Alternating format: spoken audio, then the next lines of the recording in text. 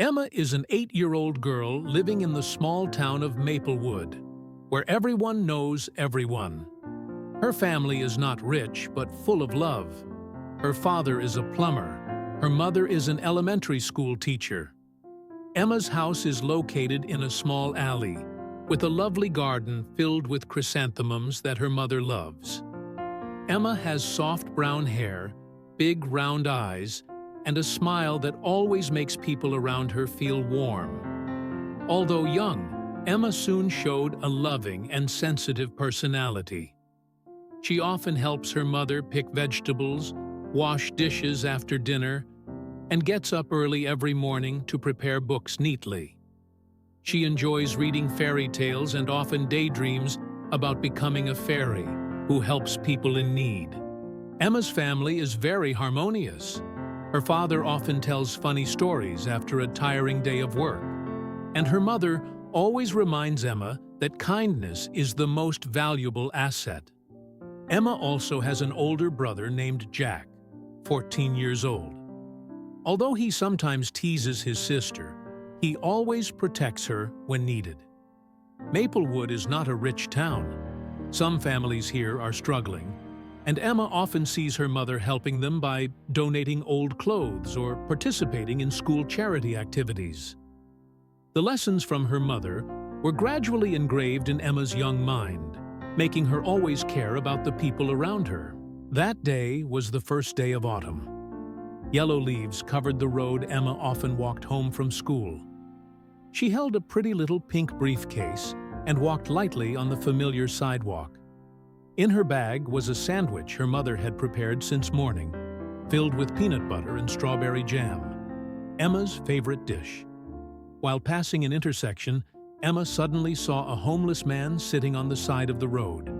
He wore an old, tattered coat. His hair was messy, his face was dirty, and his eyes looked tired. Next to him was a small, old bag. Emma stopped, feeling her heart sink. Emma stared at the man for a moment, then looked down at the sandwich in her hand. She knew this sandwich would fill her stomach until dinner, but thinking that the other man was probably very hungry, she couldn't ignore it. The girl stepped closer, feeling both nervous and determined.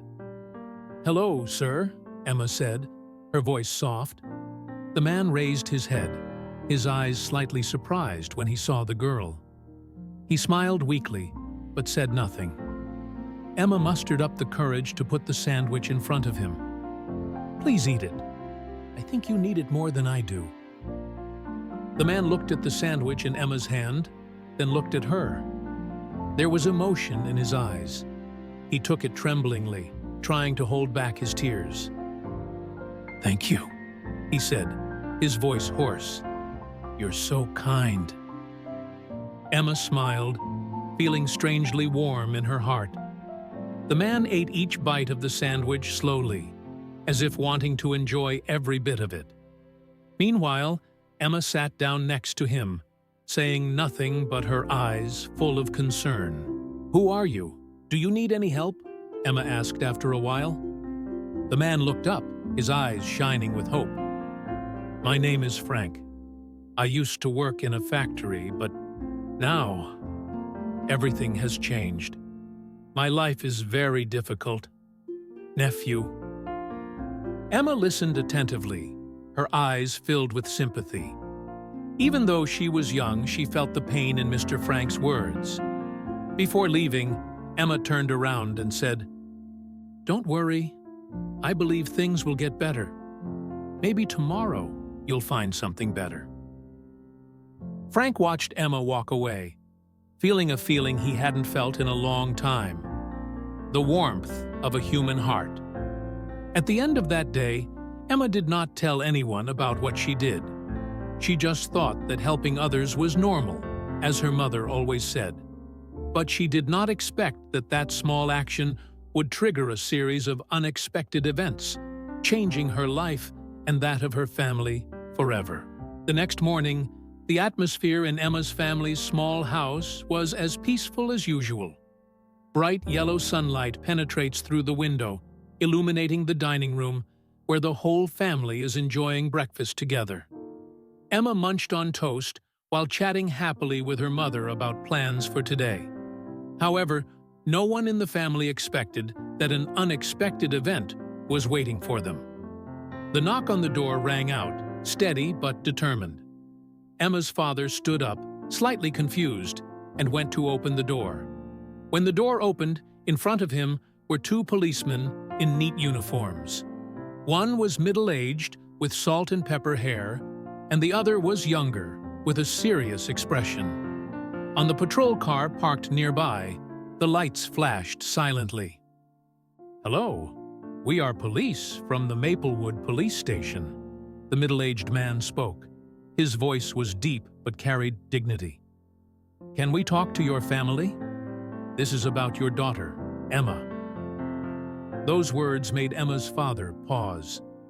Her mother heard it from inside the house and quickly came out. "What happened to Emma? Did she do anything wrong?" her mother asked worriedly, her hand unconsciously tightening her handkerchief. "No, nothing's wrong," the young police officer hastily reassured. "We just want to talk to clarify a few things. Can we come in?" Emma's parents glanced at each other, confusion evident in their eyes. After a moment of hesitation, they invited the police in and led them to the living room. Emma sat on the sofa, looking at the two strangers with curiosity, but no less confusion. "Emma, do you remember the man you met yesterday?"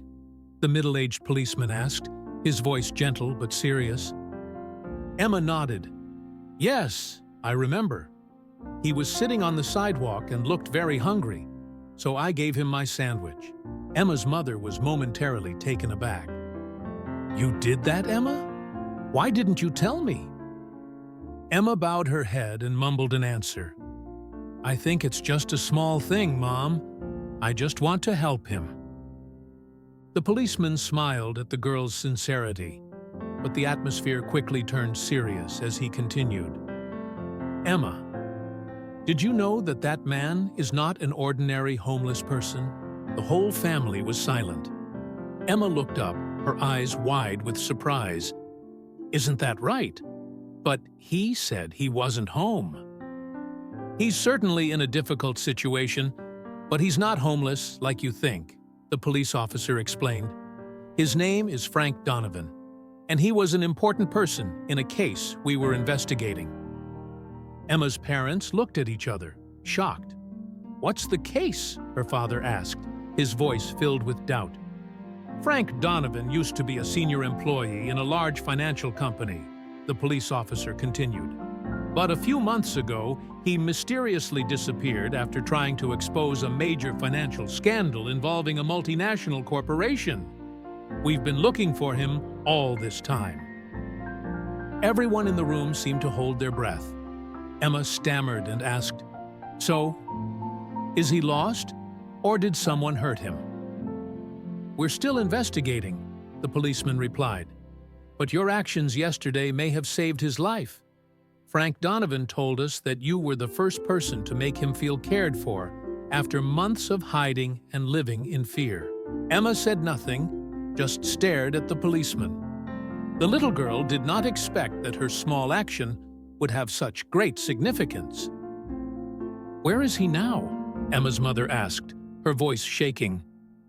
"We took him to a safe place for medical care and to gather more information," the police officer said. "But before he left, he insisted that we come see him and his family to thank him." Emma smiled slightly, but still had many questions in her heart. She couldn't imagine how difficult Mr. Frank's life was, and why he had to run away. "Emma," said the young policeman, "do you want to see Mr. Frank again? He wants to see you." The girl nodded immediately. "Yes, I want." "We will arrange it," the middle-aged policeman said. "But first, we need to ensure the safety of both him and your family. This may be complicated, but rest assured that we will do our best."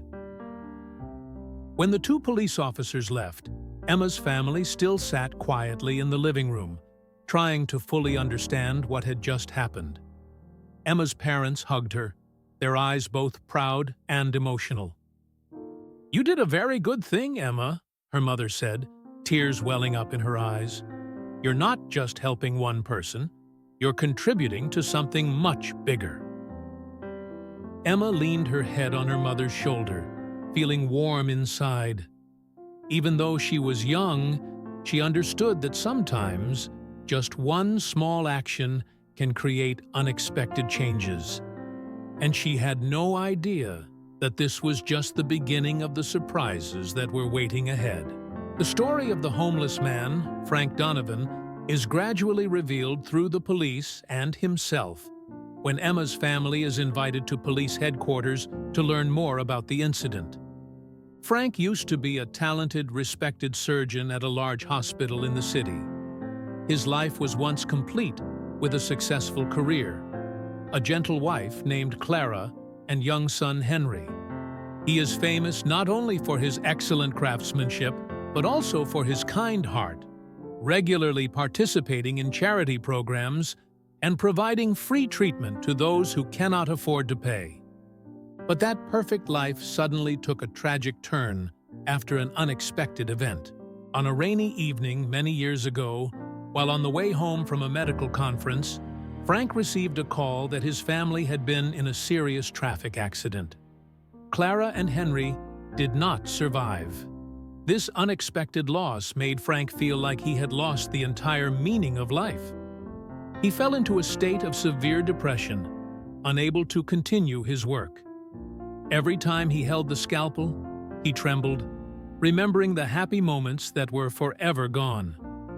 Frank tries to find salvation at work, but his obsession with the accident causes him to make a mistake during an important surgery. The patient did not survive, and he was severely reprimanded by the medical board. Although this was not entirely his fault, Frank blamed himself endlessly. He resigned, leaving behind the career he was once passionate about, and left the city. After leaving the hospital, Frank tried to rebuild his life.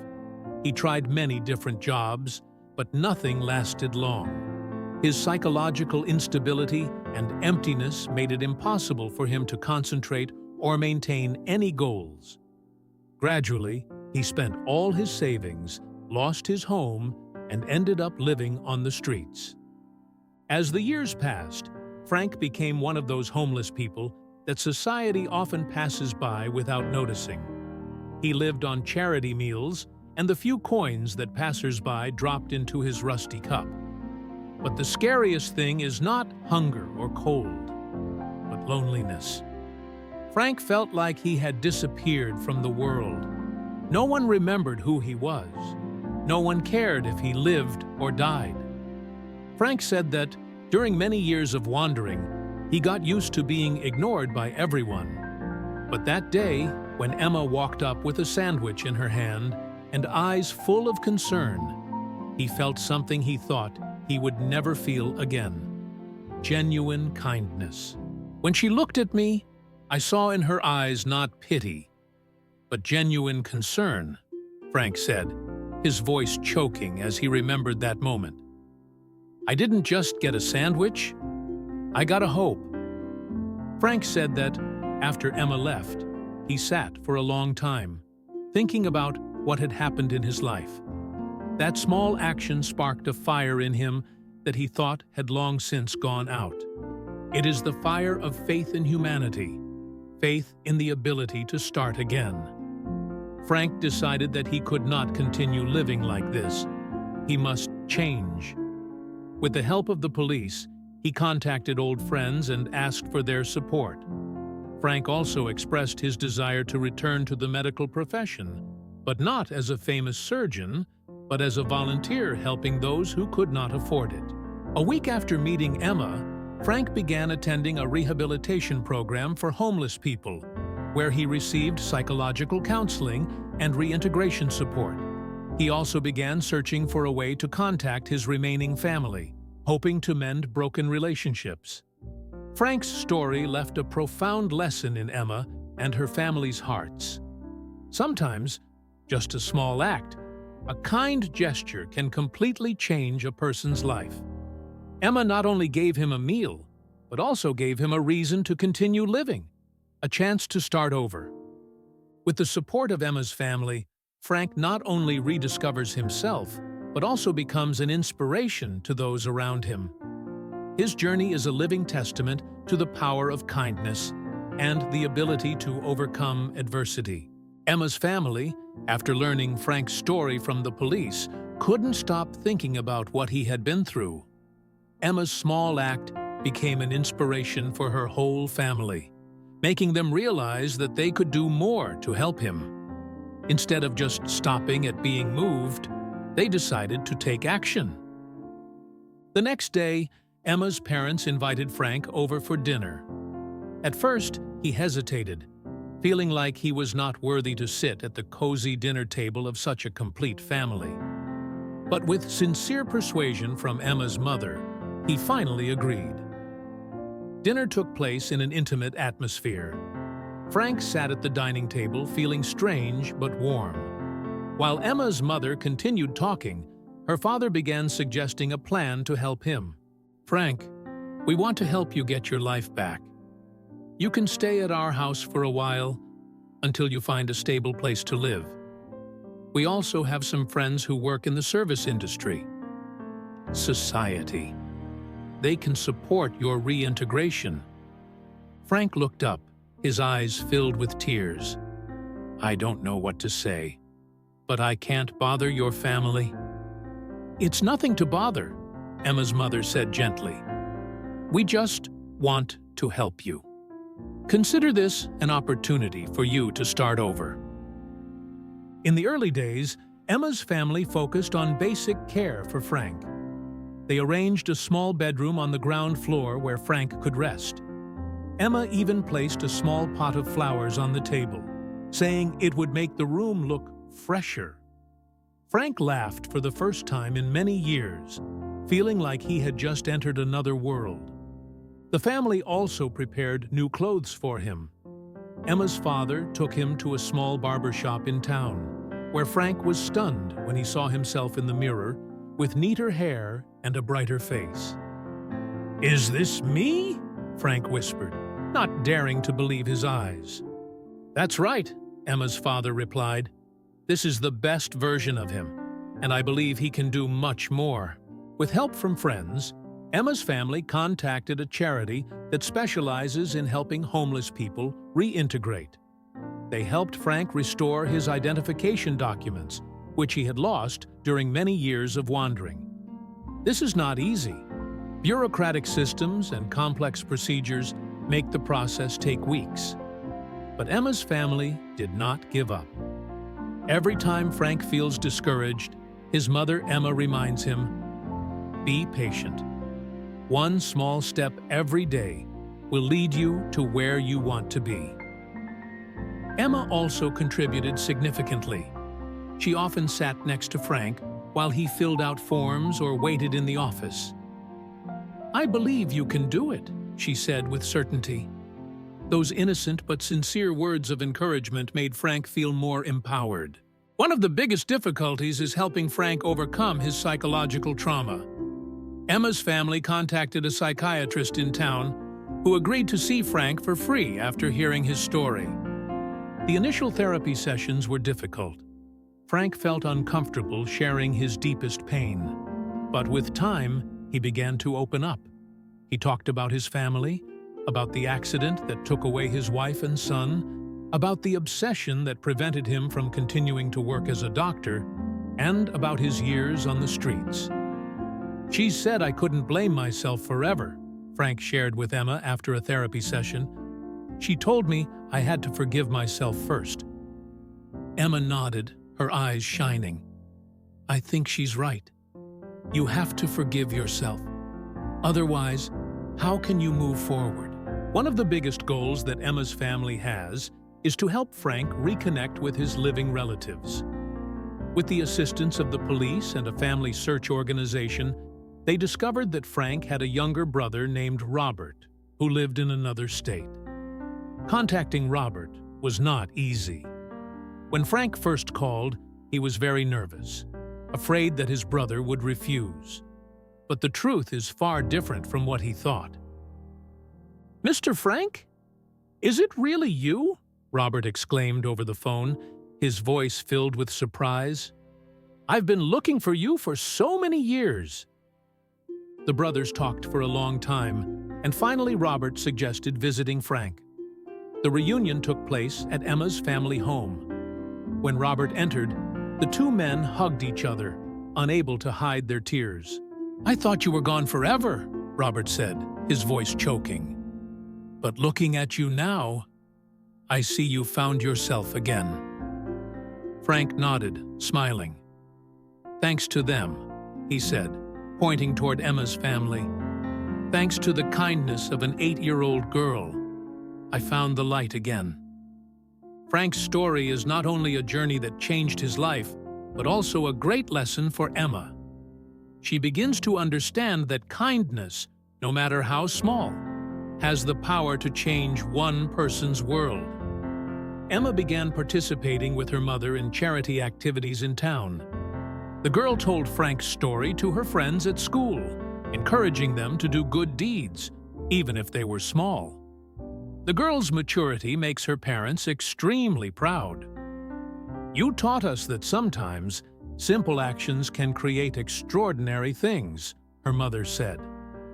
Frank, now well settled, remains in close contact with Emma's family. He often said that Emma was not only his benefactor, but also the one who saved his soul.